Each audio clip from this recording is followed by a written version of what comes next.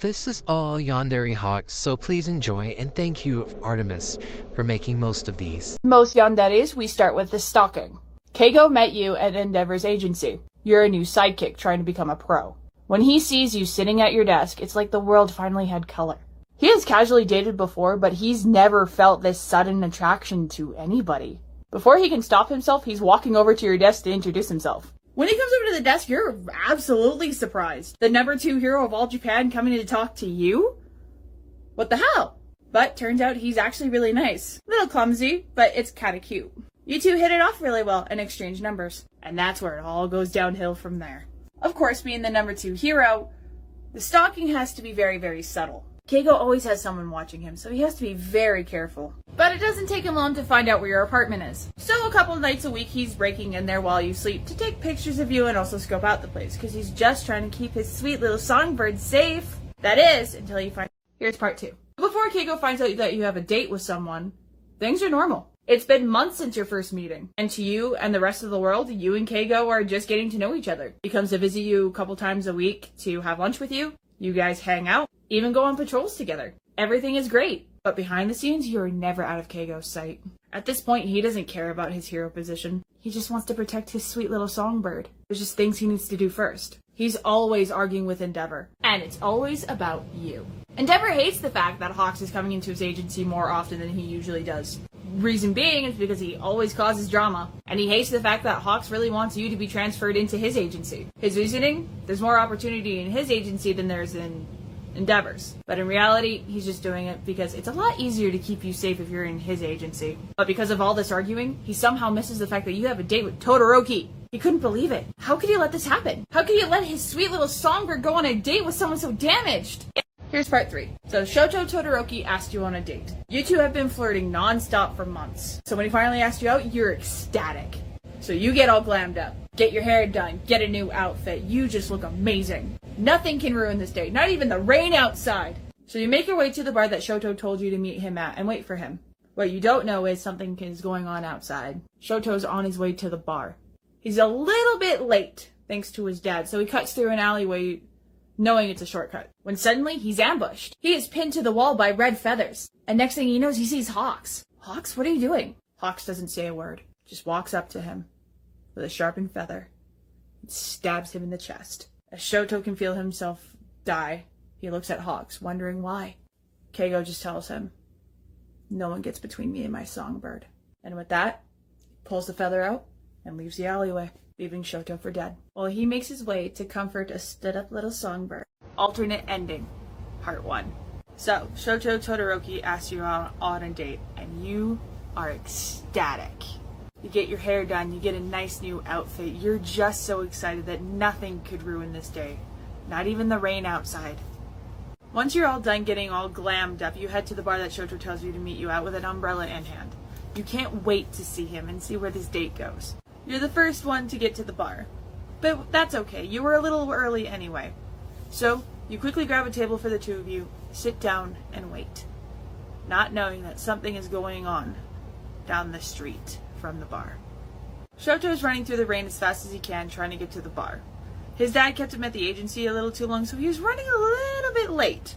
Mr. Icy Hot decides to cut through an alleyway knowing that it's a shortcut, but suddenly his path is blocked by an all too familiar figure. It's Hawks, and he doesn't look happy. And he says, "Kid, we need to talk." Alternate ending, part 2. As soon as he hears those words, Shoto goes into hero mode, thinking that there's some kind of emergency. Like someone needs help, or a villain was on the rampage. He knows that it sucks to miss out on the date, but he knows that you'll understand since him getting called into work happens more often than not. Before Shoto could say anything, Keigo's holding up his hand, silently telling the young boy to stop. "Calm down, hero boy. There's no villain. This is something completely different." Shoto's then confused. If there's no emergency, then why is Hawks here? Wait, how did he even know he was here? Okay then, why are you here, Shoto asks. Keigo tells him it's something to do about his date, and Shoto immediately believes that something happened. So he starts asking Hawks if you're okay, what's going on, trying to get any kind of answers out of him. But unfortunately, every question that comes out of his mouth just angers the bird boy more, until he snaps. Alternate ending, part 3. Hawks can't stand these questions anymore. He hates the fact that Shoto is just putting on this act that he's worried about your well-being. Because in his head, there is nobody on this planet that cares about you more than he does. And anybody who says otherwise is lying. After just a handful of questions, Keigo can't take it anymore and shoves Shoto as hard as he can into the concrete wall next to them. Before Shoto can say anything questioning what's going on, he feels something sharp pressed against his throat. It's one of Hawks' feathers. "Oh good, I finally have your attention," Hawks says after a moment of silence. "Here's what's going to go down. You're going to turn around and go home and never speak to Wyan again. And if you do, I'll kill you where you stand. Am I understood?" Normally, Shoto would fight. But seeing Hawks this unhinged is scary to him. He can't handle it. Alternate ending. Part 4. The first time in his life, Shoto is frozen in fear. He's not really sure how to handle this situation. This isn't something he's dealt with before. He can't help but ask Hawks what he wants with you, but that question seems to anger the blonde as Shoto feels the feather pushed into his neck ever so slightly more. "My songbird is not your concern," Keigo tells him, anger in his eyes. "You just have to do what I say. Otherwise, they won't find your body." Normally, Shoto would fight. But when it comes to Hawks, he knows he's no match. He's a lot faster than his flames or ice. He's basically stuck. So he does the only thing he can do. He agrees. As soon as Keigo sees that slight little nod of Shoto's head, he suddenly backs off with his genuine smile on his face. "I'm glad you see things my way. Be careful on your way home," Keigo tells him before finally flying off into the air, leaving Shoto. Alternate ending. Part 5. It's been over an hour now since you have arrived at the bar, and you still have not heard a word from Shoto. Not even a text telling you that he was going to be late. You try calling him, texting him, everything, but there is no answer from him. So you get worried and call the agency thinking, maybe he's still at work, maybe he lost track of time. It wouldn't be the first time. But the receptionist told you he's been gone for over an hour. With this new information, you decide to go looking for him. It's not a far walk from the agency to the bar, so surely you'll run into him somewhere, right? Without a word, you pay for the one drink that you bought, get up, and leave the bar in a hurry, completely forgetting your umbrella on the way. Make the 20-minute walk from the bar to the agency, hoping to run into Shoto, but you don't. And now you're starting to panic. Where could he be? Is he okay? Is he hurt? Before your mind can spiral anymore, you hear a voice calling out. Alternate ending. Part 6. "Kid, is that you?" You turn around to find Hawk standing there with an umbrella over his head, looking at you all confused. "Hawks, hi. What are you doing here?" you ask, as he makes his way over to you. "I should be asking you the same thing. What are you doing all dolled up in the rain like that?" he asked as he holds the umbrella over your head so you can stop being hit by the rain. You explain to him that you had a date with Shoto that he never showed up for, so you were out looking for him. But you've had no luck. And that's when Hawks gives you the bad news. You did in fact just see Shoto walking out of a different bar with a girl on his arm. You couldn't believe what you were hearing. There is no way Shoto would stand you up like that to go on a date with someone else. He's not the type. No, something else must be going on here, so you reach into your bag, pull out your phone, and dial his number again, hoping he'll pick up. Alternate ending. Part 7. After about a minute or so of ringing, someone finally picks up. "Hello?" You feel relief run through you as it's Shoto's voice. He's in fact okay. You tell Shoto that you're really glad to hear that he's okay. But before you could say anything else, or question why he didn't show up to the date, he stops you. "Wyan, I'm sorry, but I'm really busy with something. Please don't call again," he says before hanging up. You stand there for a second, looking at your phone. That's not like Shoto. He's never done that before. Does this mean he really did stand you up and he was on a date with some girl right now? As your mind starts to take that downward spiral, you look up at Hawks, who has this confused yet worried look on his face. And you can't help but have a sad smile as tears run down your cheeks. "He just hung up on me. I think he is standing me up." And with that, Hawks pulls you into his chest. Alternate ending. Part 8. Hawks doesn't say a word as you cry into his chest. All he does is stand there, running his hand up and down your back, trying to comfort you the best he can. Even though you're really sad in this moment, he can't help but be happy that you're finally in his arms. It's taking everything in his power not to let his feathers poof up like they usually do when he's excited. After a moment or two, he starts to notice people forming a circle around you too, taking pictures and talking. This is something he's used to, but he knows that you don't really like to be in the spotlight and knows he needs to get you out of there. So without much of a word, Hawks takes off into the sky with you in his arms, startling you, and starts flying in a random direction. When you ask him where he's taking you, he tells you that he's taking you to his penthouse, where you can get dried off. Alright. Kept you waiting long enough. Here is the alternate ending. Part 9. So Keigo takes you back to his apartment. And usually at this point of the story, the Yandere would drug you in some kind of way to lock you up. But Keigo? No, he's here for the long game. He doesn't mind playing a little longer. So what does he do instead? Simple. He orders all of your favorites. Your favorite ice cream, your favorite food, your favorite booze. And as much as you protest, telling him that is way too much, he doesn't care. He's the number 2 pro hero. He gets more than enough money to spend.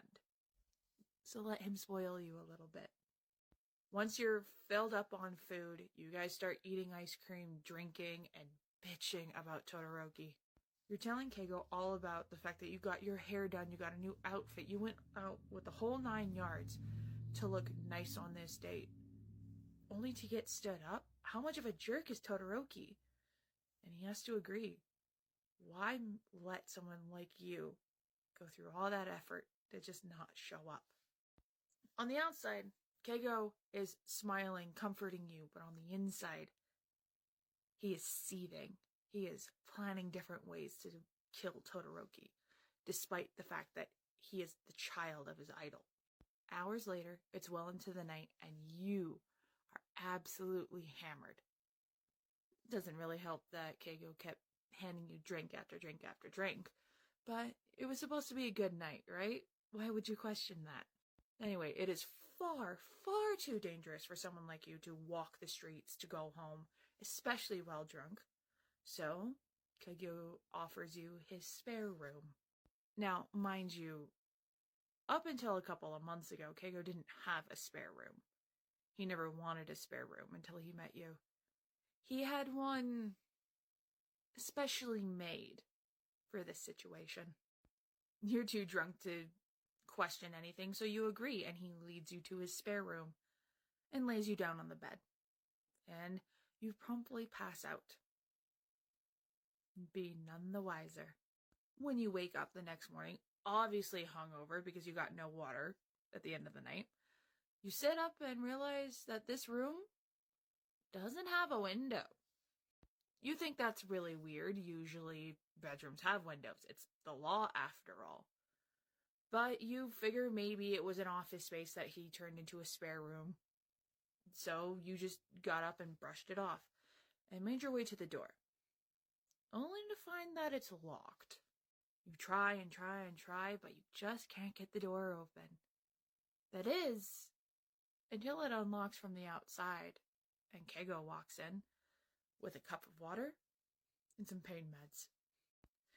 He was surprised to see that you were up and about, considering how much you drank last night, but needless to say, he is excited to see you.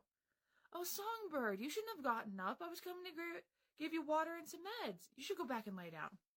You try really hard to protest, to ask him why the door locks from the outside, as he's gently pushing you back into bed. He does encourage you to drink the water and take down the pain medication, knowing that it's going to help you in the long run. Once you're all done drinking the water and taking the meds, that's when he lets his little facade slip. He explains the reason why the door locks from the outside is so you can't get out. This room is for your safety, and your safety alone. When you look at him all confused, he continues and explains that he's been in love with you since the day he met you. And he's been planning this room to be yours for months. He tried to convey to you how much he loved you, how much he cared about you, how much he wanted to be with you over the past few months, almost to a year. But you never caught on. And then when he found out that you had a date with Todoroki, he just couldn't bear the thought. So he had to act. Clearly, you were being manipulated by Todoroki and everybody else in society. So it's up to him to protect you from that. And the best way to do it is in the soundproof room that he had built. And once you learn that he's right about the world, then you can be let out. As Keigo talks, you notice that he looks more deranged than he ever has. His smile is just a little bit crooked, and you just can't believe what he's saying. He's going to hold you prisoner? You get up real quick and try to make it to the door, but of course Keigo blocks your way and grabs you by your arms and tries to explain to you that he knows that this is scary, but to trust him and believe in him, and everything's going to be okay. You'll see. I'll protect you from the world. You have nothing to fear with me, Songbird. But obviously you're not listening. You're completely and utterly hysterical. How could someone you trusted do this to you? You keep on trying to fight him. That is, till you feel a jab in your neck. You finally look up at Keigo again and realize he had a syringe in his hand. And he looks at you with such hurt and tells you how sorry he is. But you're freaking out a little too much. You need more rest, and you can talk about this later. And as he says that, your world fades to black, and you're knocked out cold. And from then on, that is your life. You just know these four walls. Keigo brings you a new book every day to read, so you're not too bored. But you don't touch them. You barely touch the food he brings. You don't even look at him when he comes in to tell you what's going on outside, because he knows how much you enjoy the world and would like to know what's going on in it. He knows that you just need time. This is a huge adjustment. He just has to be patient with you. But he just wishes that you would look at him in the eye again so you can see those pretty eyes of yours one more time. But you refuse. And he just has to live with that for a while. You believe that someone will come look for you. At some point. Right? You have family, you have friends. But Keigo did a real good job covering his tracks. As far as anybody knows, you just had enough of this big city. Packed up and left. I mean, he did go to your apartment to pack up a suitcase after all. You need clothes. Just no one saw him do it. All loose ends are tied up. Well, except for one. Keigo needs to come up with a plan to deal with Todoroki and his never-ending questions.